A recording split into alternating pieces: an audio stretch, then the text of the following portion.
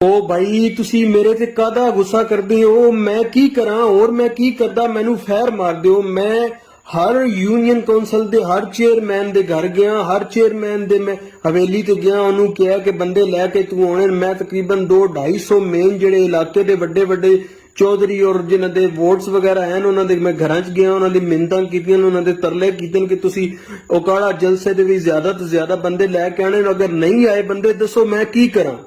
ਹੁਣ ਮਰੀਮ ਸਾਹਿਬਾ ਵੀ ਮੇਰਾ phone block ਕਰ ਦਿੱਤਾ ਹੈ, ਹਮਜ਼ਾ ਸ਼ਬਾਜ਼ ਸਾਹਿਬ ਵਖਰੇ ਉਹ ਮੇਰੇ ਤੇ ਗੁੱਸਾ ਨੇ। ਦੱਸੋ ਮੈਂ ਕੀ ਕਰਾਂ? ਤੁਸੀਂ ਸਾਰੇ ਗਰੁੱਪ ਵਾਲੇ ਵਖਰੇ ਮੇਰੇ ਤੇ ਗੁੱਸਾ ਹੋਏ ਹੋ।